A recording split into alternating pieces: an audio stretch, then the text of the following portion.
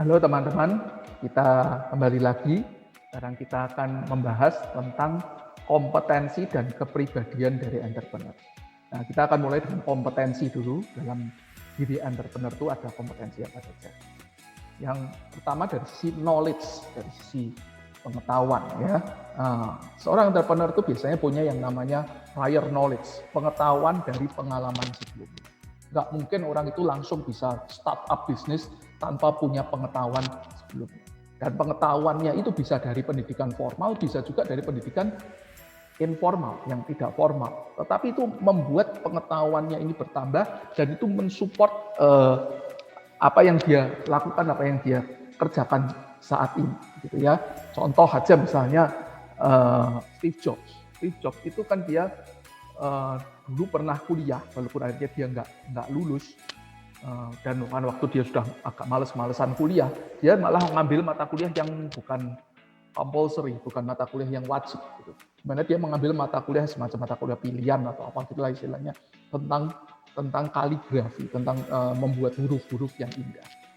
Nah, ternyata pengetahuannya Steve Jobs dulu waktu dia kuliah yang boleh di bidang semi informal itu malah yang bermanfaat sebagai prior knowledge-nya dia waktu dia mengembangkan produk Apple, sehingga produk Apple ini juga terkenal dengan font-fontnya, tulisan-tulisannya yang bagus, yang menarik, karena Steve Jobs pernah belajar tentang kaligrafi.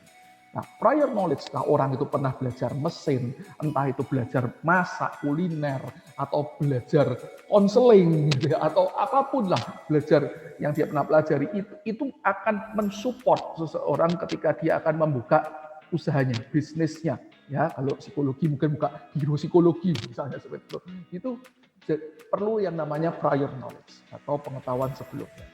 Kemudian ada opportunity discovery. Ya, seorang entrepreneur itu harus punya kemampuan atau knowledge untuk menemukan peluang. Ya, biasanya mereka punya kesadaran sendiri, semacam kepekaan gitu ya, tapi itu dalam pengetahuan mereka, sehingga mereka bisa tangkap peluang. Oh, kalau masa-masa pandemi ini peluang yang paling besar itu apa ya?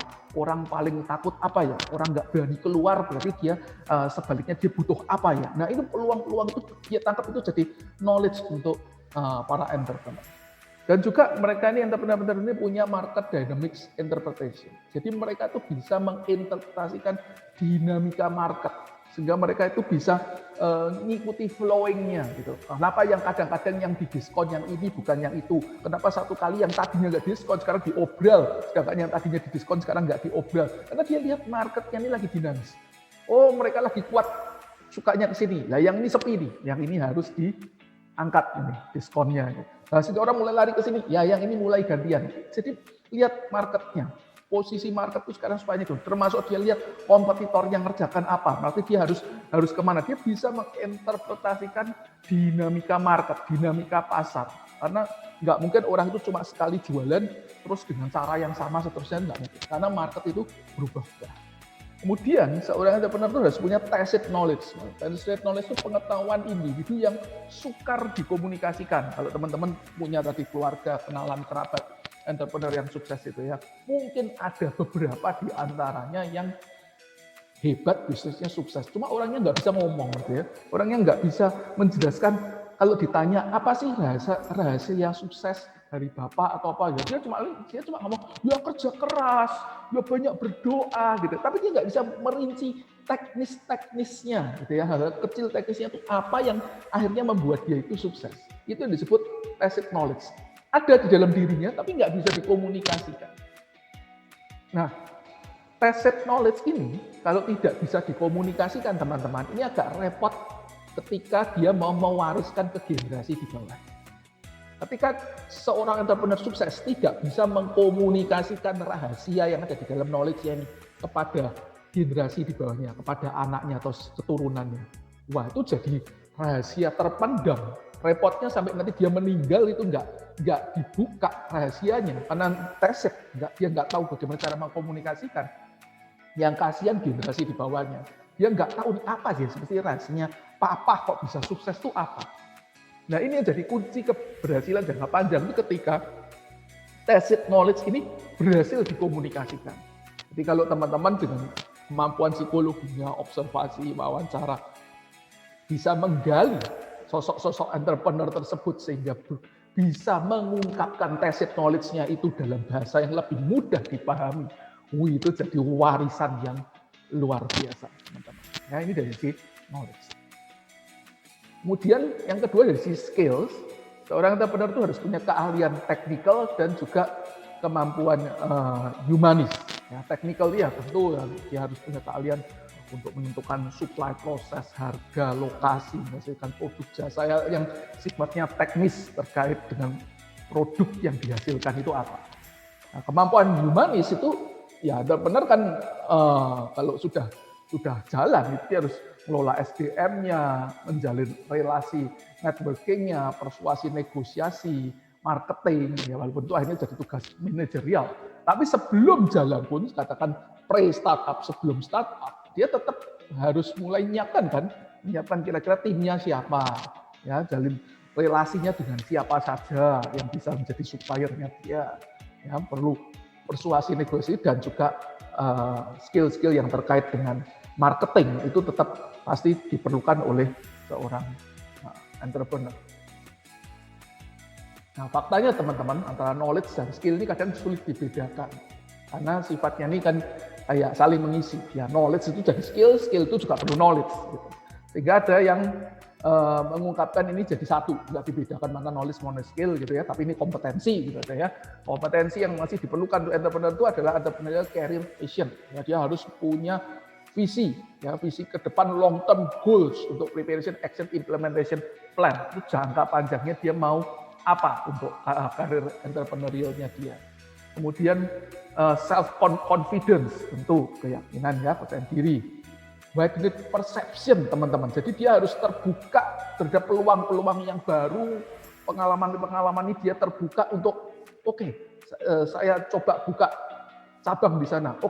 Kita coba produk yang baru ini. Itu harus ada di dalam diri entrepreneur gitu. Jadi jangan persepsinya sempit kayak kacamata kuda cuman itu terus gitu. Ya agak sulit. Maka biasanya ada yang katakan entrepreneur itu harusnya generalis, bukan spesialis.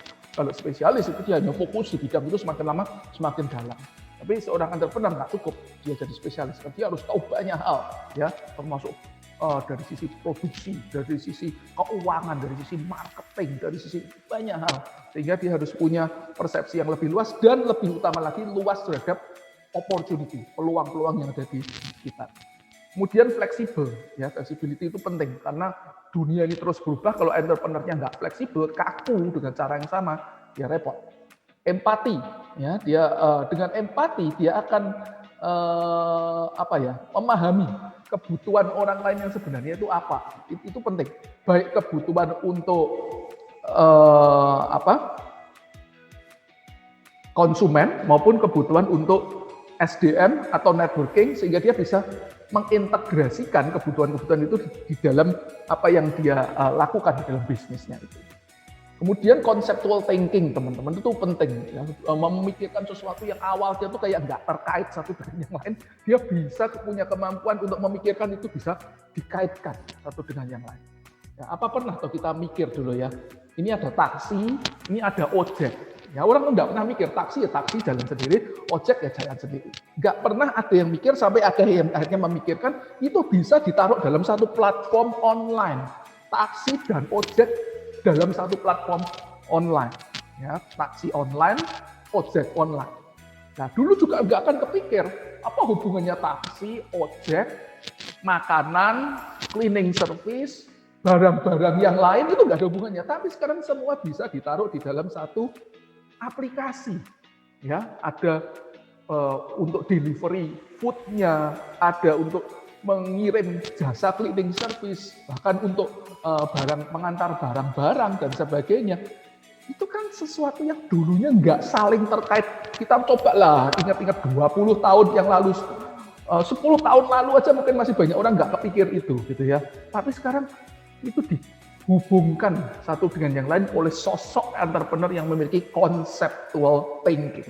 Itu penting. Kemudian manajemen, ya, kemampuan untuk mengelola, memanage itu tetap ya bagaimanapun diperlukan ya, walaupun ada yang dulu saya sudah pernah jelaskan, ada tokoh yang mengatakan ketika itu sudah jalan di dalam bisnis yang ada, itu akhirnya jadi tugas manajerial, bukan lagi terlalu entrepreneur. Tapi ternyata ya masih perlu juga, entrepreneur perlu tahu manajemen juga. Gitu. Kemudian entrepreneurial networking, ya itu jelas ya teman-teman, nggak punya network, nggak punya jejaring, nggak mungkin kerja sendiri gitu ya, dia harus punya relasi-relasi. Decision taking, ambil keputusan. Ya, kalau entrepreneur mau ngambil keputusan bingung, nggak ambil keputusan, nggak jalan-jalan bisnisnya. Dan yang paling akhirnya penting banget, action orientation ya. Jadi walaupun banyak tadi di atasnya punya visi, punya keyakinan, punya macam-macam, tapi nggak action, ya nggak jadi teman-teman. Harus execute, harus berani ambil keputusan, itu entrepreneur ya. Jadi teman-teman kalau misalnya besok jadi psikolog, kemudian ada yang konsultasi, tanya Pak, Bu, apa saya ini cocok jadi entrepreneur, ya lihat aja dia punya kompetensi seperti ini enggak gitu ya. Kalau mereka sebagian besar dia punya, jangan-jangan dia cocok. Kalau enggak, ya udahlah, berpikir ulang. Enggak semua orang harus jadi bisnis startup. Walaupun memang kalau semakin banyak itu bagus untuk membangun Indonesia. Nah, hal lain yang saya sudah pernah jelaskan, tidak akan saya jelaskan terlalu panjang lebar, yaitu tentang entrepreneurial orientation, teman-teman. Ini tetap perlu di dalam diri entrepreneur, walaupun tidak hanya pada entrepreneur, ini bahkan pada mereka yang bukan intrapreneur, bahkan anak sekolah pun harus mulai mengembangkan orientasi ini, entrepreneurial orientation atau orientasi kewirausahaan. Ya. Jadi bisa dibaca sendiri, ada yang namanya inovasi, berani mengambil risiko, proaktif, kemudian kemandirian dan agresif kompetitif. Ya, ini nanti bisa dibaca sendiri karena saya sudah pernah jelaskan sebelumnya. Dan karakteristik ini, orientasi ini sangat diperlukan. Yang kami sudah teliti sendiri, kami pernah melakukan itu pada siswa SMP, SMA, itu sudah mulai mengembangkan orientasi kewirausahaan atau entrepreneurial orientation-nya. Dan juga saya pernah meneliti pada guru-guru sekolah, itu juga bukan jadi guru buka bisnis itu bukan, tapi tetap dia jadi guru sekolah, tapi dia mengembangkan entrepreneurial orientation atau orientasi kewirausahaan tadi. Nanti kalau teman-teman tertarik bisa meneliti lebih lanjut tentang hal ini. Nah, sekarang kita masuk di dalam kepribadian dalam entrepreneurship, teman-teman. Yang pertama dari sisi yang lebih luas ya, sifat-sifat yang lebih luas, kepribadian yang lebih luas. Yang terkenal itu namanya Big Five Personality. Mungkin teman-teman sudah pernah dengar semua ya, Big Five Personality. Ada 5, neuroticism, extraversion, openness to experience, agreeableness, sama consciousness. Ya, teman-teman tentu sudah tahu prinsipnya ya. Jadi kalau yang neuroticism ya berarti kecenderungan untuk emosinya ini agak kurang stabil gitu ya, agak kurang stabil. Kalau yang tinggi, kalau yang skornya rendah berarti lebih tenang, lebih relax gitu. Kalau yang tinggi ini berarti pengalamannya cenderung mengalami kecemasan, kayak merasa tertekan gitu dan sebagainya. Kalau yang extraversion ya tentu itu bicara soal keterbukaan, lebih cheerful dan sebagainya. Openness to experience juga keterbukaan terhadap pengalaman. Agreeableness itu artinya lebih mudah percaya, memaafkan orang lain gitu ya, dan menjalin relasi dengan orang lain dalam arti yang baik gitu ya, berbaik hati terhadap orang lain. Kemudian consciousness ini bicara soal prestasi yang tinggi, orang yang punya high achievement, high need of achievement, dan juga dependability, dapat diandalkan, orang-orang yang dapat diandalkan. Nah, ini 5 faktor kepribadian ini kan terkenal sekali, ini sudah dikaitkan dengan banyak variabel, tapi kemudian diteliti bagaimana kaitannya dengan entrepreneur dan manager. Jadi ini dibandingkan antara entrepreneur dan manager, Rothschild dan Schaeber tahun 2006, itu hasilnya seperti ini. Entrepreneur itu ternyata skornya significantly lower than managers on neuroticism and agreeableness. Jadi pada poin neuroticism ini dan agreeableness itu entrepreneur itu lebih lebih rendah. Jadi entrepreneur itu cenderung nggak neurotis, jadi mereka lebih self confidence, lebih calm. Itu kan yang low ya, ini keliru nih, bukan low tapi low score. Dan agreeableness-nya juga cenderung rendah, teman-teman. Entrepreneur ini dia nggak terlalu butuh berafiliasi yang high lah. Dia mungkin suka networking tapi nggak terlalu banyak basa-basi. Terus unforgiving, nggak gampang memaafkan begitu. juga gampang untuk ambil keputusan. Karena kadang untuk ambil keputusan tuh kalau orang yang agreeableness-nya terlalu tinggi teman-teman itu banyak sungkan. Aku kalau ngambil keputusan ini nanti merugikan yang itu. Kalau aku ngambil keputusan itu merugikan yang ini. Kelamaan gitu. Orang yang entrepreneur langsung ambil keputusan gitu. Kadang ada yang dirugikan, gak apa-apa, langsung aja jalan. Nah, ini ternyata hasil penelitiannya Saud dan Schaefer itu menunjukkan itu. Jadi entrepreneur itu lebih rendah neurotism dan agreeableness-nya dibandingkan manajer. Kalau manajer masih cenderung lebih cemas, lebih hati-hati dalam mengambil keputusan. Kalau entrepreneur enggak, sikat aja. Ya. Nah, kemudian entrepreneur itu maunya higher score yang lebih tinggi daripada manajer itu pada openness to experience dan conscientiousness. Jadi dia lebih terbuka pengalaman ya. Kalau manajer ya udah dia mengerjakan tugas sesuai job desk di perusahaan. Kalau entrepreneur lebih luas.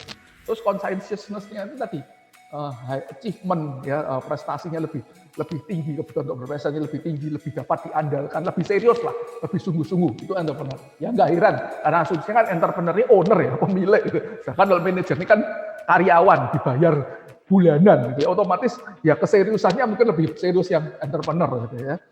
Kemudian extraversion itu ternyata nggak ada bedanya antara yang manajer dan entrepreneur. Jadi ada manajer yang extrovert, ada manajer yang nggak ekstrovert atau introvert. Sebaliknya ada entrepreneur yang ekstrovert, ada juga yang introvert. Itu nggak terlalu problem ternyata hasil risetnya Saud dan Schaefer itu nggak terlalu membedakan gitu. Yang berbeda lebih ke neuroticism sama agreeableness-nya. Kalau entrepreneur ini lebih rendah, sedangkan kalau openness to experience dan conscientiousness ini entrepreneur lebih tinggi.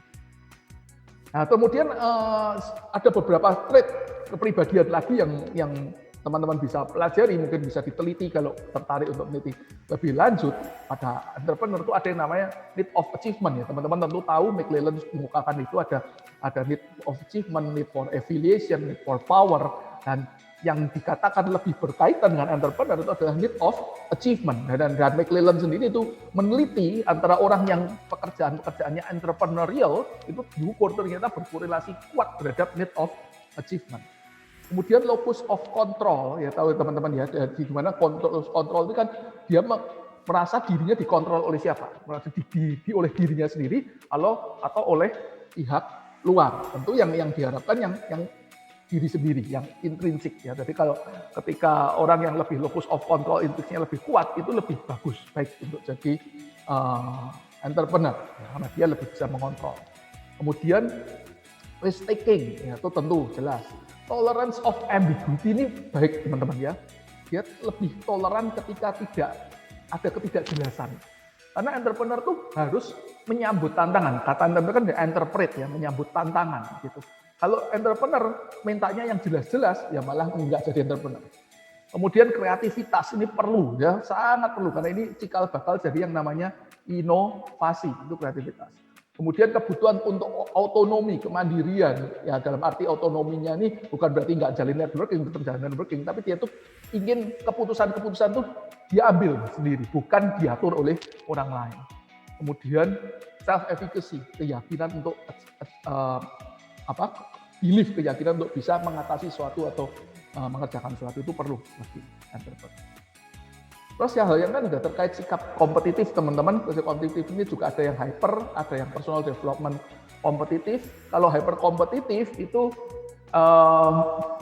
pokoknya sikat menang dengan segala cara, ya. Yang penting dia menang. Kalau personal development kompetitif ini tujuan utamanya bukan menang, tapi mengembangkan diri sendiri. Personal development, mengembangkan kompetensi dirinya, bukan menangnya. Jadi kompetisi itu hanya dianggap sebagai caranya saja, tapi tujuannya lebih personal development. Sedangkan kalau hyper kompetitif itu ketika dalam berkompetisi yang penting dia menang. Nah, kalau businessman kira-kira cenderungnya mana teman-teman? Hyper kompetitif atau personal development kompetitif? Nah, Lamkin and Des pernah ngomong orang entrepreneur itu cenderung agresif kompetitif, jadi cenderungnya kelihatannya di sini ya. Tapi ternyata hasil penelitiannya Andre tahun 2013 itu kebalik. Malah banyak entrepreneur itu yang diwawancara, dia menganggap mereka itu lebih banyak di sini, personal development kompetitif. Bukan asal sembarang menang, asal sembarang mengalahkan orang lain. Karena personal development kompetitif ini hampir sama dengan self-actualization-nya Maslow. Ya.